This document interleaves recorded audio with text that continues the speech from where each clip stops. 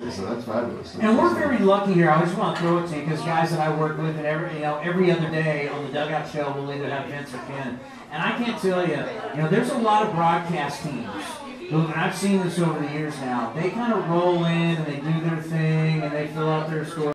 Nobody works harder than Ken Korak and Vince Cotroneo. These guys are on the field before the game. These guys are charting everything. They're talking to scouts. They're talking to players. They're talking to the opposing team. So I just want to let you know, Ken Korak and Vince Cotroneo, we are very lucky to have them here on Sports Radio 95.7 FM. Because really, you're not going to find a better, harder working broadcast team than what we have on the radio. I can tell you guys that. And even though they did work on this guy. And that's a well-deserved round of applause following a well-deserved compliment that he gave, because they do. They work very, very hard, and they're very thorough. And you try to listen to those broadcasts for the continuity of it and for anything that is correctable. Very few things are going to be correctable in there. Their work is really pristine. They do a great job there. Everybody wants to be comfortable, but after this business and people get moved around, I got traded over here, and the first thing you do is start looking for a place, trying to find somewhere to live, and then there's 2 kids and a wife, and make sure they're happy for sure. So I don't really care where I live, but no. And then you got new teammates you got to get used to, the way they play. New manager, new fun levels. Basically, you got to start doing Breaking news, guys. I think I found Alex Smith. Our pitching was not our strength. Free agent quarterback. He's played for the 49ers. Nothing against those guys, but we have a lot better pitching than today. It's crazy. It's crazy how, because usually I'm like the last guy to leave the ballpark, because after I get done talking to all these faithful fans, and I'm leaving the Coliseum, and usually the writers are gone. Usually they're just the cleanup crews in the stadium or clean up the press box, but the Japanese media is still there on their laptops. They're still there. And it's like, man, the guy went 1 for 4. What are you people still doing here? I mean, the exposure that this guy gets, and how he treats the media. Have you ever seen anything like it? No, I haven't.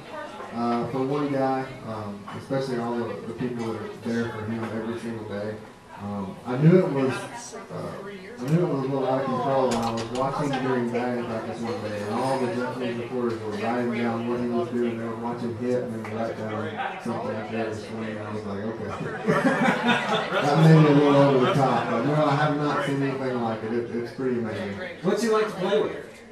He's very quiet. He's just. I would just call him a professional, I mean, he's been doing it for so long, and everybody respects him. He respects everybody, and he's a good teammate, but he is quiet. Before we start taking questions from the audience, talk to us about this clubhouse, this team. What is this team like? Because I can go in there, a lot of people can't. You see, it seems like a pretty loose clubhouse, and everybody's getting along, and whether everybody's buddies or not really doesn't matter, because we know that from the 72, 73, and 74 days, not everybody had to love each other, but it's about everybody, when you get in between the lines, that everybody's got each other's back. I have the face for radio, as you can tell now. My question is, so you touched on it before, I'll ask a little more in depth. Coming from another league, it's such a different league, so many more breaking pitchers in the American League, so many different pitchers, different ballparks. How much do you look at tape? How much time do you spend before and after games looking at the pitcher you're going to face the next day? And how much of it is just getting in the box and relying on the instinct that you grew up as a professional baseball player where this is what you do? And how much do you get to a point where you think, okay, I'm overthinking this, and I know you block that all out, and you get in the box and you hit? What's the relationship between the study and the doing it? Well, that's a good question, and there is a fine line there. I mean, it's a very fine line. Now, when I go in the video room, which I do watch video every single day, especially if I haven't seen the starting pitcher. Like today, I faced Gavin Ford last year during interleague, but I still went in and looked at it.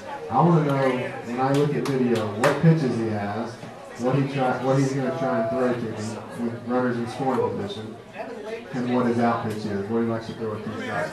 Other than that, I try not to get too far in depth with studying the pitchers, because you're right, when you get in that batter's box, all that stuff doesn't really matter. He's going to try and throw the ball over the plate, and I'm going to try and hit it. But it is good to know exactly what he does throw and maybe a pitcher's tendencies. So that's what I try and pick up on. When you look at someone like Derek Clark right now, and I know Derek is really struggling, and he's doing everything that you're doing, as you said, the fine line, and you can just, you work so hard and take so many swings, and you really get in your own head. At what point can you honestly just say, forget about it, screw it, I'm just getting in there and swinging? I mean, especially when you're struggling. Well, I've been in that point before, and you just say, enough's enough, I'm just going to get in there and compete, because that's all you can really do. I mean, this game is relentless sometimes, especially as a hitter. You can do everything right and not get a hit for 3 games and hit the ball hard or whatever, but it is relentless on you, and Marty's, I have to give him a lot of credit. He is fighting and stuff. He's working his tail off, and he's a great hitter. He's going to come out of it. But it's one of those things where it comes to the point where you just got to say, forget this. I'm just going to get in there and I'm going to compete. I'm going to try to do the best. Yes! To Oakland, because we don't like the rowdy monkey. Let me tell you something. Anyone gonna like the story, Chris? We gave it flavor. Because Oakland. Had to put a little flavor, some biggity biggity in it. Ross, how you doing? I'm Chris Townsend. Hi, Chris. How you doing? Explain to us how, because I heard a Frenchman started this down in Anaheim. Well, there's a fan down there that started it, and they wanted to honor Hideki Matsui. We thought it was pretty cool once we signed him. We thought we'd carry on tradition and, cheer from Hideki Matsui. He's a good player, and glad to have him. Well, yeah, when you look at his career and you look at his career numbers between Japan and the United States, he's had an unbelievable career. So how did you guys get connected with the fan from the Angels or whoever down there in Orange County who made this thing go? It was actually through Facebook. I saw that Matsuiland had a Facebook page, and I just started talking to them down there. And from there, they said they wanted to pass it on. And we were like, yeah, let's do it, man. Let's cheer for this guy. After so many years of Jack Cuss, we were pretty glad. And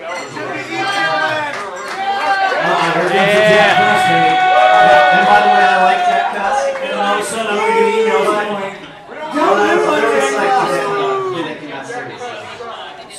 So they flew up here. Explain how it happened. So they flew up here and passed the torch. It's on YouTube. A bunch of It's on YouTube. No home run. Actually flew up here and hanging around the sign with us. It was in green and gold, A's colors. They actually designed the sign for us. It's really cool. And we took it from there. We've just been trying to promote it. It's all about supporting a cool player, a player that we like. So I don't see it as necessarily an Angels thing. I see it as a way to enjoy a great baseball player. Have you gotten any feedback from Matsui? The fact that you carried it on? Really? Yeah. Well, not directly. Through the Japanese press and some of the Japanese reporters told me that he is appreciative of having Matsui So he digs the fact that it got carried up with it. Yeah, I think so. Are you guys selling the t-shirts? Anything I can help you promote? We're not trying to make money off of it. I mean, I have a few extra t-shirts. Hey, it's okay. It's okay. Yeah. How can they get a hold of you? Well, I need a t-shirt. Just check Matsuiland on Facebook.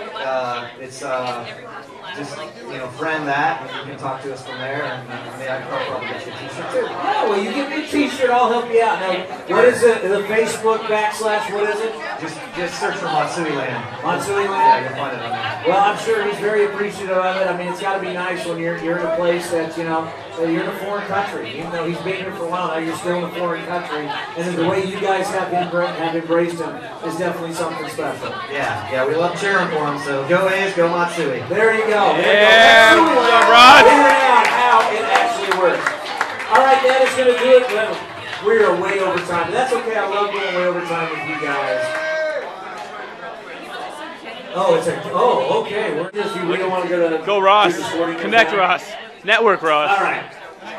We're going to be back tomorrow here on Sports Radio 95.7 FM. We're going to have the Dugout Show for you. Tomorrow is what we like to call, the new thing that we like to do, we like to call, and by the way, I'm getting more messages. Happy hour ends at 6 o'clock. So if you want to get the good eats cheap, and you want to get the good beer cheap, make sure you get it now before 6 o'clock, because we're running out here. We are running. You got 9 minutes, so get your order in at the Diamond Sports Bar and Grill. And if you're driving around, you better get here quick. You got 9 minutes to make it happen. what we like to do on Sundays.